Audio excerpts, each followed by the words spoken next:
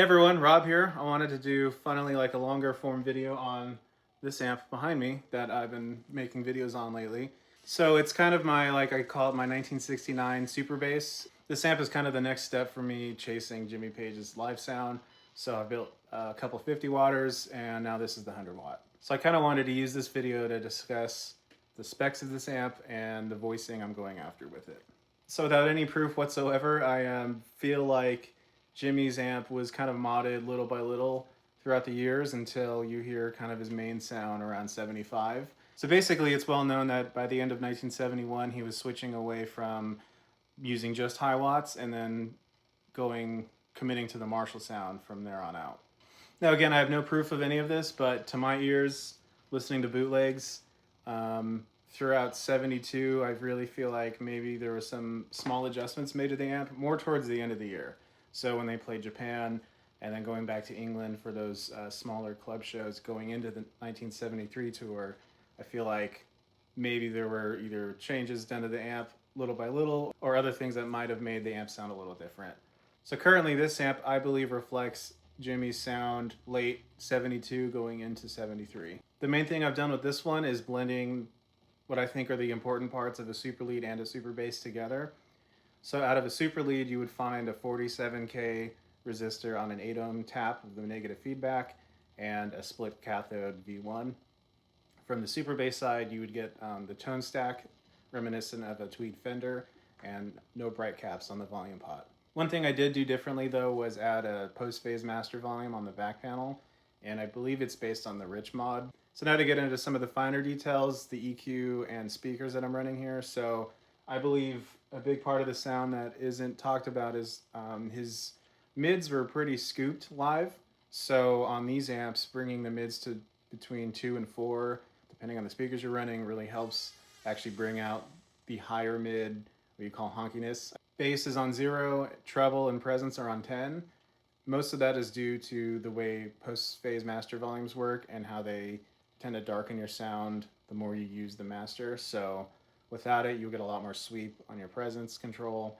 This one, I got to make up for it a little bit. So I'll kind of show you at lower volumes what it sounds like. This is actually more bedroom volume, even with the 412. The clips you heard in the beginning were a lot louder, but you'll hear how this works pretty good.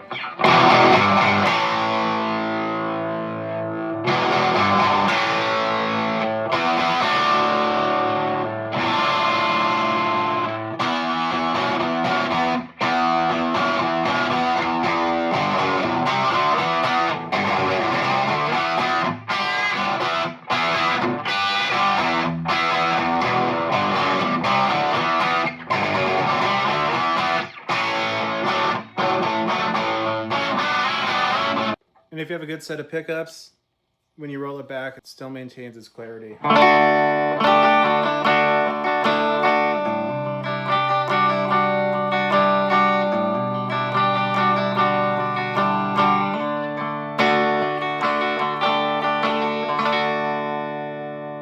And now the dreaded middle position.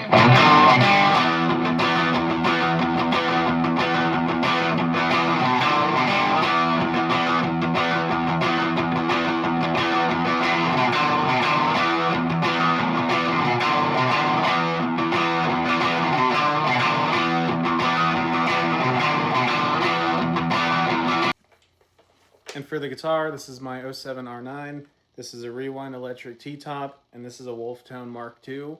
I believe this is his early patent number style pickup. The speakers I'm running are the Anniversary G12H30s. Now, Celestion finally did re-release the 55 Hz Heritage G12H30, so I'll probably switch to those when I can, but if you can't afford those because those are expensive, or you happen to have some of the anniversaries laying around, I think they do a pretty good job. As far as power tubes go, it's anyone's guess. I think early on it was definitely the EL34s.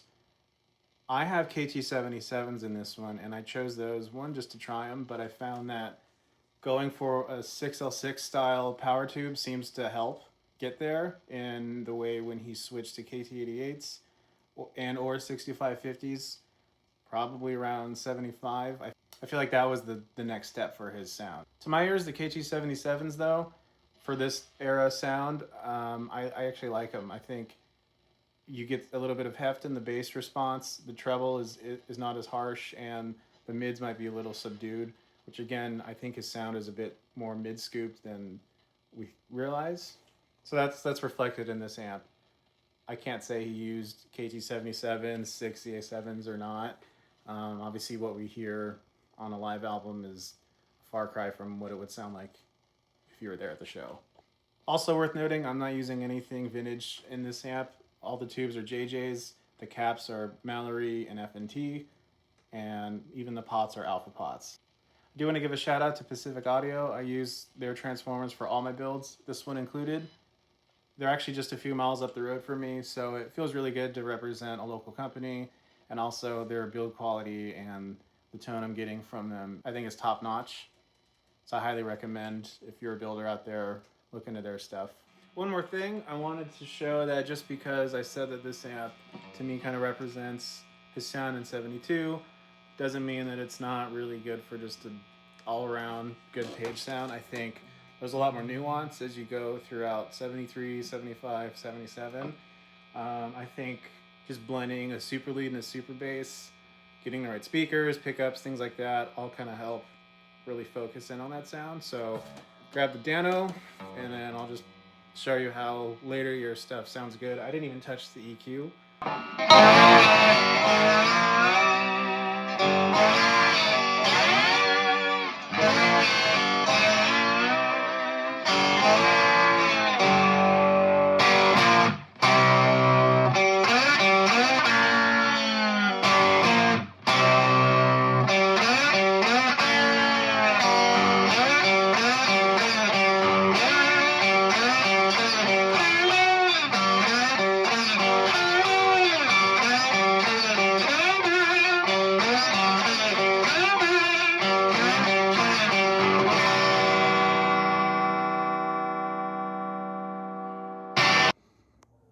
All right, I'm gonna do a lot more videos on this amp, and I got a 50 watt right here. So be sure to stay tuned. I'm on Instagram and YouTube. So this is kind of an intro to what I'm doing, and there'll be a lot more coming up.